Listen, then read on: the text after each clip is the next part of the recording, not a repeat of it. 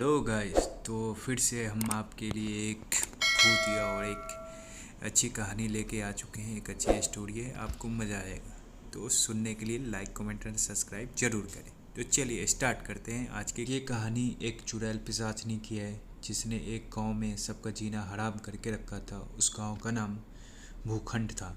एक समय की बात है, भूखंड नामक गांव में अक्सर अजीब व गरीब घटनाएं हुआ करती थी। गांव वालों का मानना था कि उनका गांव भूखंड शापित है। जब भी कोई गांव वाला जंगल में जाता था वो जिंदा नहीं बचता था। उसके साथ कोई न कोई हादसा हो जाती थी या फिर वो बंदा मर जाता था। भूखंड गांव में एक चंदू नामक किसान भी रहा करता था। वो अपनी गाय के साथ जंगल के रास्ते होते हुए गांव जा रहा था। रात काफ़ी हो गई थी। चंदू, अरे रात काफ़ी हो गई है, मुझे जल्दी निकलना चाहिए था, लेकिन यह गौरी जंगल में चरने लग गई और देर हो गई। गौरी, जो कि गाय गाय का नाम था, अब चल जल्दी, इस जंगल में बहुत अनहोनी घटनाएं हुआ करती हैं। चंदू डरता हुआ अपनी गाय के साथ थोड़ा आगे बढ़ा तो उसे पेड़ के नीचे एक बुढ़िया घूंघट ओढ़े दिखाई देती है, जो देखने में काफ़ी डरावनी लग रही थी। इसके नाखून काफ़ी बड़े बड़े और बाल काफ़ी बड़े बड़े और सफ़ेद, और उसके चेहरे काफ़ी खौफनाक थे। वो बुढ़िया हंसते हुए, अच्छा तो तुम आ ही गए, अच्छा हुआ कोई तो इस जंगल में आया। बहुत दिन हो गए किसी इंसान का खून नहीं पिया, आज तो मज़ा ही आ जाएगा। शिकार चंदू डर के मारे कांपने लगा और हाथ जोड़ के बोलने लगा, मुझे जाने दो, मुझे जाने दो, मुझे घर जाना है, मुझे घर जाना है। चंदू, भाग भाग, अरे तेज भाग गौरी, नहीं तो आज हम दोनों बच नहीं पाएंगे। ये चुड़ैल हम लोग को मार डालेगी, हम लोग का खून पी जाएगी। तो जब चंदू भागने लगा तभी उसके सामने वो घूंघट ओढ़ी बुढ़िया सामने आ जाती है और अपने लंबे लंबे नाखून से चंदू को मार डालती है। उसके बाद उसकी गाय को भी मार डालती है। अगली सुबह ये खबर गांव वालों को पता चलता है। गांव के लोग ये जानकर बहुत हैरान हो जाते हैं। गांव में आदमी, अरे भैया सुना है उस घूंघट वाली बुढ़िया ने कल चंदू को मार डाला, उसके गाय को भी मार डाला। भैया ये तो अच्छा नहीं हुआ भैया। दूसरा आदमी, हाँ भैया, अब तो इस गांव में रहते भी डर लगता है, लेकिन क्या करे भैया, गांव छोड़ के भी तो नहीं जा सकते। वो ये जंगल है, वो गांव के बीचों बीच पड़ता है, आखिर जाए तो जाए कहाँ। ये बोलते हुए दोनों बहुत उदास हो जाते हैं। चंदू के मरने की खबर उसके घर पहुंचती है। पप्पू नामक एक बच्चा रहता है जो चंदू का बेटा रहता है। वो ये खबर सुन के बहुत ज़ोर ज़ोर से रोता है। तो उसकी सौतेली माँ बोलती है, तेरा बाप तो छोड़ गया, तू भी छोड़ दे मुझे। और तेरे बाबा जो आज तक पैसा भी नहीं जोड़ पाए, छोड़ गए तुझे मेरे ऊपर। नहीं नहीं, अब मैं तुझे अपने पास नहीं रख सकती, हाँ निकल जा यहाँ से। पप्पू का सौतेला बड़ा पिताजी का लाडला बना फिरता था। अब आएगा मज़ा। पप्पू, अरे नहीं नहीं माँ, ऐसा मत कीजिए, मैं आखिर जाऊँगा कहाँ। ऐसा मत कीजिए माँ, पिताजी के बाद आप ही मेरा सहारा हो माँ। पप्पू ज़ोर ज़ोर से रोने लगता है और माँ से विनती करने लगता है, मुझे मुझे मत निकालो। वानी, जो कि उसकी सौतेली माँ होती है, अरे वो सब मैं कुछ नहीं जानती, समझा, तू इस घर से निकल जा, यहाँ से निकल जा। जिसके बाद पप्पू वहाँ से बड़े उदास मन से चल देता है। चलते चलते वो गांव के उसी जंगल में आ जाता है। जैसे ही पप्पू अंदर जंगल में जाता है उसे डरावनी आवाज़ें सुनाई, और यह आवाज़ें सुन के वो बहुत ज़्यादा डर जाता है। अरे ये कैसी आवाज़ आ रही है, ये कितनी डरावनी आवाज़ है। पप्पू बहुत ज़्यादा डरने लगता है और भगवान से प्रार्थना करने लगता है, हे भगवान मुझे बचा लो, अभी तो मुझे बहुत ज़्यादा भूख लग रही है। एक लौता रास्ता है जो जंगल से बाहर की तरफ जाती है, जो जंगल होके गुजरती है। हे भगवान मेरी सहायता कीजिए, अभी तो मुझे बहुत जोर की भूख भी लग रही है। और जिस ओर से डरावनी आवाज़ आ रही थी, पप्पू को उसी ओर जाना था। पप्पू उस ओर चल देता है। तभी वो देखता है कि वही पेड़ के नीचे घूंघट में एक बुढ़िया खड़ी है। बुढ़िया हंसते हुए, आ गया तू, अब मुझे एक नया शिकार मिल गया है, और ज़ोर ज़ोर से हंसने लगती है। उसकी बातें सुनकर पप्पू काफ़ी डर जाता है। पप्पू, हे भगवान, अब मैं क्या करूं? ये बातें सुनकर पप्पू भागने लगता है। भागते हुए पप्पू एक गड्ढे में गिर जाता है। जैसे ही पप्पू उस गड्ढे में गिरता है, वो एक ऐसी जगह पहुंच जाता है जहां बहुत रोशनी होती है। काफ़ी बड़े बड़े पेड़ होते हैं और उन्हीं पेड़ों के पास एक बहुत ही सुंदर नदी होती है। वहाँ आसपास अलग अलग तरह के पक्षी और जानवर घूम रहे होते हैं। सबको देखकर पप्पू हैरान हो जाता है कि ये मैं कहाँ आ गया हूँ। पप्पू, अरे ये मैं कहाँ आ गया हूँ? ऐसा अजीब सा जंगल तो मैंने कभी देखा ही नहीं। तभी वो थोड़ी दूर चलता है। उसी जंगल में गांव के वो लोग जो मर गए थे, पेड़ से बंधे थे, और साथ में पप्पू के बाबा भी थे। पप्पू ये देखकर हैरान रह जाता है और डर जाता है और अपने बाबा के पास आ जाता है। पप्पू, अरे बाबा, आप जिंदा हैं? आपको पता है, मुझे लगता था मैंने आपको खो दिया, लेकिन आप तो जिंदा हैं। लेकिन आप यहाँ कैसे आए? पप्पू की इन बातों को सुन के बाबा पर कोई असर नहीं होता। तभी पप्पू के पास एक अजीब सा दिखने वाला आदमी आ जाता है, जिसके 3 आंखें होती हैं। पप्पू उसे देखकर हैरान हो जाता है और डरता भी है। आदमी, अरे बेटा, तुम मुझसे डरो मत, मैं तुझे कुछ भी नहीं करूँगा। इस जादुई जंगल में आसानी से कोई नहीं आ सकता। अगर तुम यहाँ आए हो तो ज़रूर तुम में कोई ख़ास बात है। पप्पू, लेकिन आप कौन हो?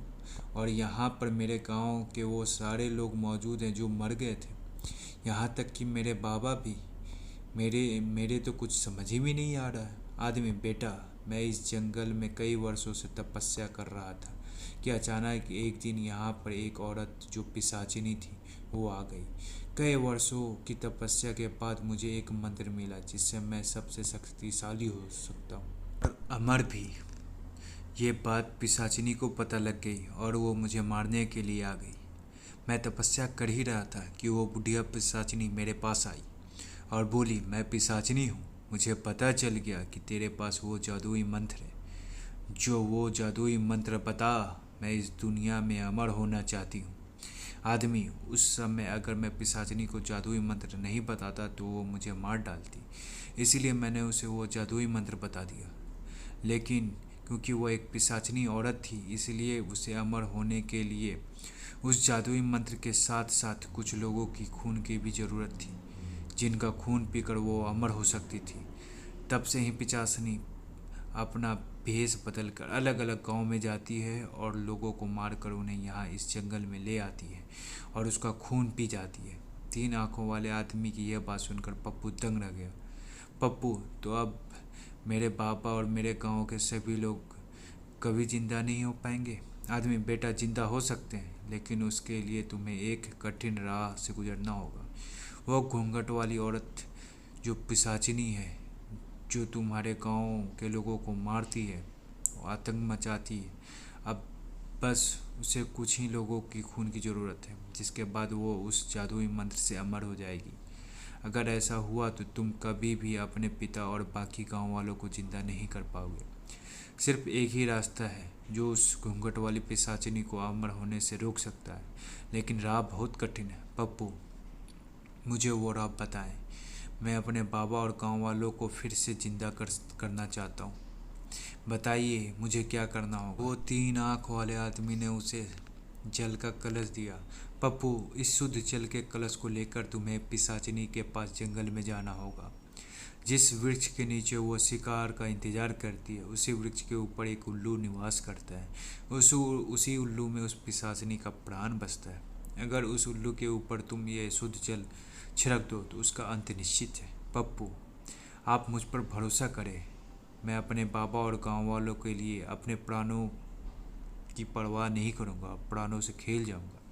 आदमी, कलश लेकर तो तुम जाओगे, लेकिन ध्यान रहे, कलश अगर गलती से भी पिशाचिनी ने छू लिया तो इसकी सारी शक्तियाँ खत्म हो जाएगी। एक बात और, ये काम तुम्हें सूर्यास्त के वक्त ही करना होगा। अगर उस पहर से पहले तुम काम न कर पाए तो रात होते ही उल्लू वहाँ से उड़ जाएगा। उसके बाद उसका पता लगा पाना बहुत मुश्किल होगा। पप्पू, आपकी कही बातों को ध्यान रखूँगा।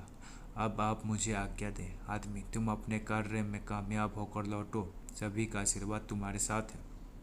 उसके बाद पप्पू जंगल में ठीक है उसी जगह सूर्यास्त से पहले पहुंच जाता है। पप्पू मैं उस पिशाचनी को किस तरह उस पेड़ के नीचे से हटाऊं? अगर मैं इसके सामने गया तो ये मेरे पीछे पड़ जाएगी और कलश को भी तोड़ देगी। हे भगवान मेरी मदद करो। तभी पप्पू के सामने उसकी गाय गौरी, जिसको पिशाचनी ने मार दिया था, वो आ जाती है। पप्पू, अरे गौरी, तुम आ गई? गौरी, हाँ पप्पू, मैं तुम्हारी मदद करने आई हूँ। अब मैं तुम्हारा रूप लेकर पिशाचनी के सामने जाऊंगी, जिससे वो मेरे पीछे भागेगी। तब तुम पीछे से जाकर उस पेड़ पर बैठे उल्लू पर ये शुद्ध जल को छिड़क देना, जिससे इस पिशाचनी का अंत हो जाएगा। पप्पू, ठीक है, मैं बिल्कुल वैसा ही करूँगा। उसके बाद गौरी पप्पू का रूप ले लेती है। पिशाचनी के सामने जाकर गौरी, इधर देखो बुढ़िया पिशाचनी, आओ मेरे पास।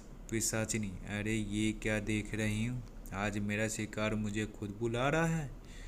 आज तो आनंद ही आ जाएगा। उस दिन तुम कहीं भाग निकले थे, आज तुम्हें कोई नहीं बचा पाएगा। और बोल के जोर जोर से हंसने लगती है। पप्पू, सूर्यास्त होने ही वाला है।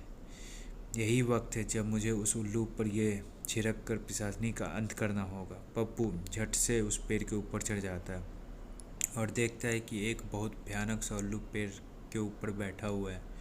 पप्पू कलश में से जल उस पर छिड़क देता है, जिससे उल्लू जलकर खाक हो जाता है। और वहीं दूसरी ओर पिशाचनी गौरी के पीछे भागते हुए जलने लगती है। पिशाचनी, अरे ये क्या हो रहा है, मेरा शरीर कैसे जल रहा है? धोखा, मेरे साथ धोखा हुआ है, धोखा धोखा, चिल्लाने लगती है। पप्पू ऊपर वाले का धन्यवाद करता है। मैं इस पिशाचनी का अंत करने में सफल हुआ। उसके ख़त्म होते ही पप्पू के बाबा और सभी गांव वाले 3 आँख वाले आदमी के साथ वहां आ जाते हैं, जिन्हें देखकर पप्पू बहुत खुश हो जाता है। पप्पू, अरे बाबा, आप जिंदा हो गए? मेरे प्यारे बाबा, देखो मैं आपके पास आखिरकार आ ही गया। चंदू, हाँ मेरे बच्चे, देख मैं तेरे पास आ गया हूँ। 3 आँख वाला आदमी, वाह पप्पू, तुम तो सच में बहादुर और अद्भुत हो। तुमने उस पिशाचिनी घूंघट वाली बुढ़िया का सर्वनाश कर दिया। अब वो बहुत दूर जा चुकी है। अब तुम्हारे गांव वाले शापित मुक्त हैं। अब किसी भी गांव वालों को कोई भी तकलीफ़ नहीं होगा। अब वो पिशाचिनी बहुत दूर जा चुकी। उतने में ही उसकी सौतेली माँ वानी आ जाती है और पप्पू को बोलती है, पप्पू मुझे माफ़ कर दो, मैंने तुम्हारे साथ बहुत गलत किया, मुझे माफ़ कर दो। पप्पू, मेरे मन में आपके लिए कोई करवाहट नहीं है। माँ देखो, पिताजी अब मेरे साथ हैं, अब हम साथ में रहेंगे। बूढ़ा आदमी, अरे वाह बेटा, तुमने जो हमारे लिए किया वह कोई नहीं कर सकता। तुम वाकई में ही हमारे गांव के नायाब हीरे हो। और सब गांव लौट जाते हैं और खुशी खुशी रहने लगते हैं। तो अगर ये कहानी आपको पसंद आई हो तो लाइक, कमेंट और सब्सक्राइब ज़रूर करें। और इसी तरह नए नए स्टोरी के लिए ये चैनल को ज़रूर सब्सक्राइब